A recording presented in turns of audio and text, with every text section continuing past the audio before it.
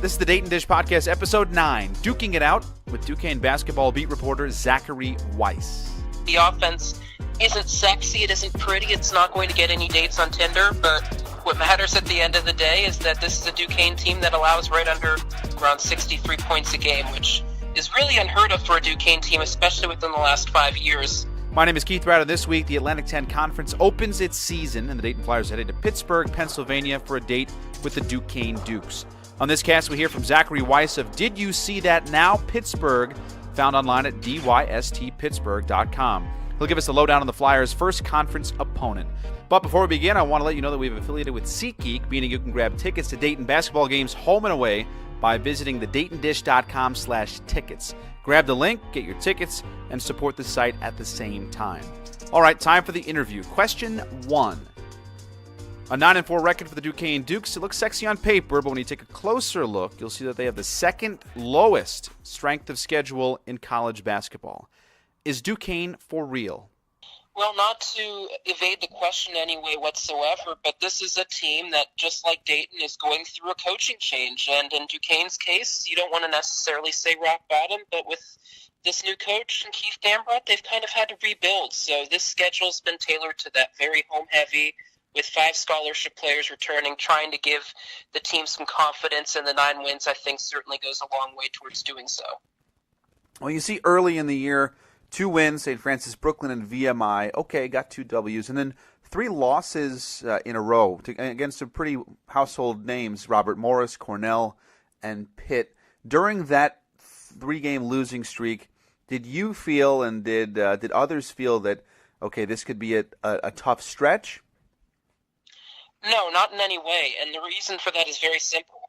At that point, Duquesne was 3 or 4 bodies away from being healthy, so the guards, the 3 guards in particular, and Mike Lewis, Terrence Smith, and Renee Castro-Kennedy, those 3 were really having to play 38 to 40 minutes a game, and you don't want anybody to play that long of a time.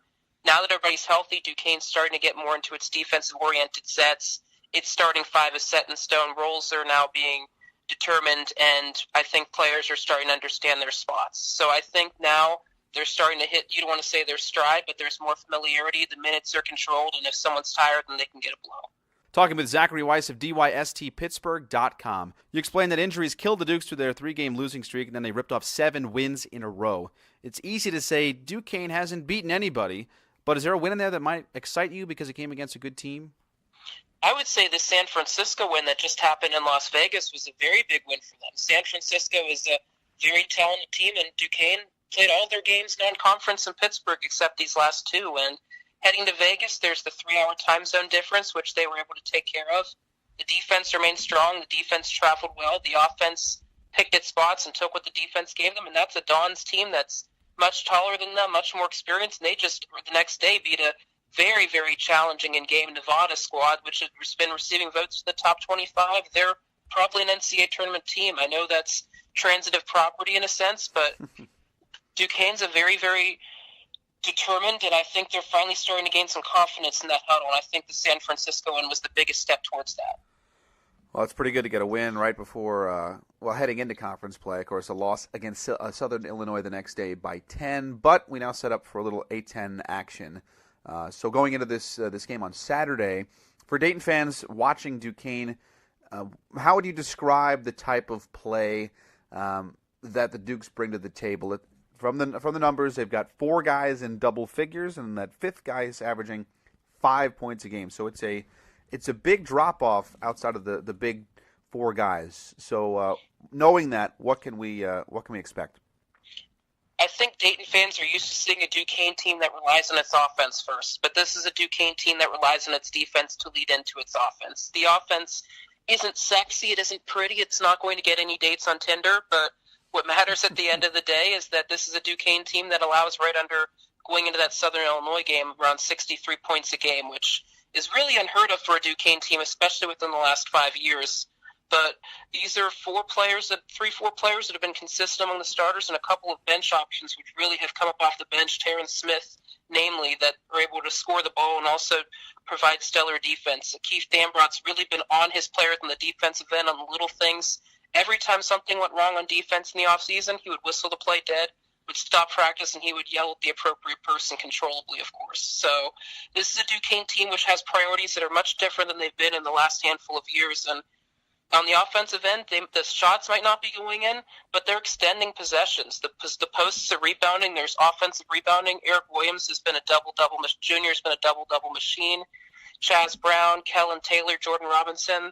A lot of post options that might not necessarily get the ball in the net all the time, but get the rebounds to extend possessions to make sure the ball does get in the net when the time comes. Talked about Keith Dambrot, who was an absolute legend at Akron. Dayton played Akron earlier in the year, and most of the people that we talked to were saying, well, it's kind of weird now with Dambrot out of town. He was there for 20-plus seasons. So how have you seen him adapt to this new role? He's been a legend in one place else. Is he trying to be a legend in Duquesne? Well, when Dambrot made the switch to Duquesne, I believe that he did so because at where he is in his coaching career, he doesn't want to hinge on having an absolute perfect season to secure an NCAA tournament berth. The Atlantic 10 Conference as a whole has 2-3 berths most years, and maybe there's a fourth. But this year it's probably looking more like 2 or 3 teams, and I think he understands that Duquesne's not an NCAA tournament team this year. I think that anybody that thinks that is having some fool's gold. But this is a Duquesne team where his father is actually a Duquesne alum in Sid Dambrot, and I think the time was right. It was not right 5 years ago, as was reported, but now is the right time for him to come to Duquesne, build a program that would make his father proud. And I think he's putting in the time. This is probably the most he's put into a coaching job, and it reignites things. And you have to care about the little things. And this is a team that really respects Dambrot. They call him the Tasmanian Devil a lot of times at post-game press conferences. So he gets the most out of a roster, which is really grinding out games. They have to really score in the low to mid 60s and hold opponents to the same, and that's how they win games. So if Dayton gets to 70, Dayton will probably win this game this weekend. But I think that Dambrot has done an exceptional job with what he's had. He's changed the culture, and the attendance might be the same, but there's fans that are interested in social media. Fans that were out of the program in the last handful of years are starting to come back, and the word of mouth is starting to increase in the city of Pittsburgh. And in year one, that's really all you can ask out of any coach, and Dambrot's been exceptional with that. And of course, this is week one for the A10, which every A10 team going through its non-conference has kind of scratched its head as to what the hell is going on around town, because everybody has had trouble outside of course, Rhode Island and St. Bonaventure, and then after that, it's pretty much a toss-up. So has Coach Dambrot talked about that at all, knowing that it's, of course, a big hill to climb with getting a non-conference, but that the conference moving into this part of the season is fairly wide open? At this point, with where Dambrot's at in the rebuild, I don't want to put words in his mouth, but I think at this point you have to be selfish. I think with where this team is at right now, 9-4 is great, but I think that, as you said, conference is a different animal. I think he's just happy that now that there's 2-3 games a week, it's not a handful of games a week where you don't know how you're going to get practices in. This is a Duquesne team that was guilty of that at times. They had to practice a lot non-conference just to make up for the lack of practice they had during non-conference versus over the summer. So this is a huge stretch where Duquesne might have some time to scout and actually have some time to practice and breathe and enjoy being student athletes as opposed to necessarily being a slave to the non-conference schedule. So this is a very big stretch for them in the sense that they get practices, they get controlled, they can breathe a little bit. So this is a good time for them to have Atlantic 10 time. And I think that as there might be some rust there at the beginning, just getting used to the system, understanding the conference, and just this new routine that they really developed before the non-conference season. But I think this is a good time for Duquesne to figure things out. I don't think they're the basement team in the conference this year. Some might say that's old, some might not, but I don't think they'll escape the first round bye. But I think they're still a bottom 4 team in this conference. But this is still a Duquesne team which could surprise teams, and they'll still be a tough out because they defend and their defense travels.